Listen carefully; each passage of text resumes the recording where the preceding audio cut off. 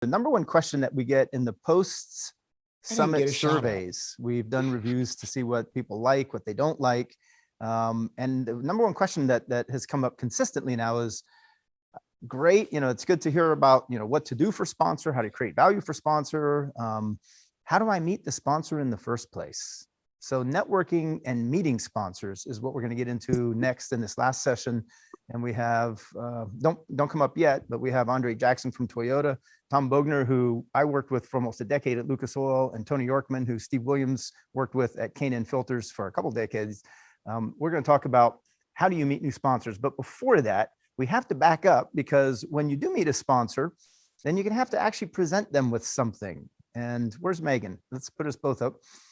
There's a difference out there, and this is something that we've talked about a lot, so I'm going to go over it very quickly this time. But there's a difference between decks, proposals, and proof of performance reports. The goal is to meet somebody. So you use something like a deck, a marketing material that's colorful. As Steve Williams was texting me earlier, it could be a PDF flyer. It could be a video. You use that to meet somebody.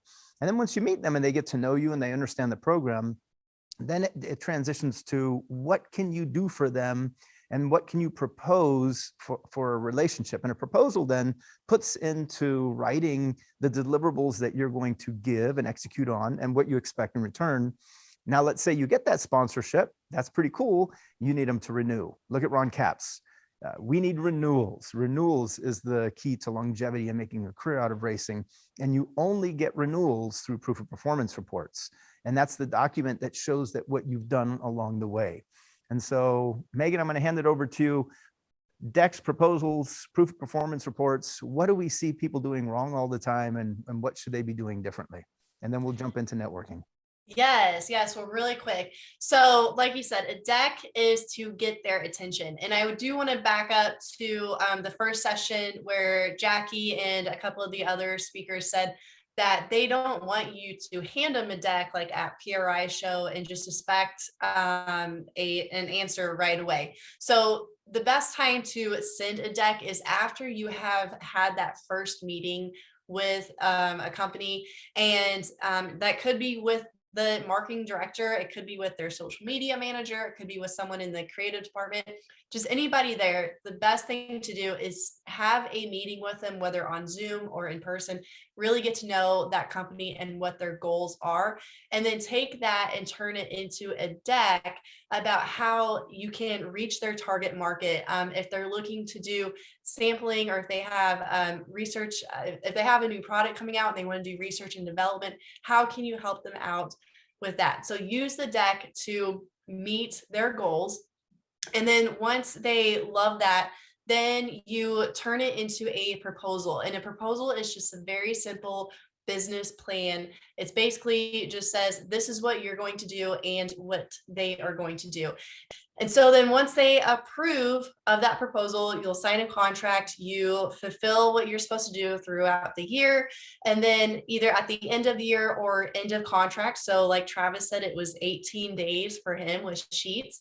Then the best thing to do is send a proof of performance report, which is basically you want to have all the links to articles and press that you've gotten. So like we just talked about in that last session, and then put in there all the pictures and videos. So if you are doing sampling like the ones that I showed you, where we have the table out in front of the store, you can definitely see the cans on the table, the sample of that drink, and seeing me hand it to people.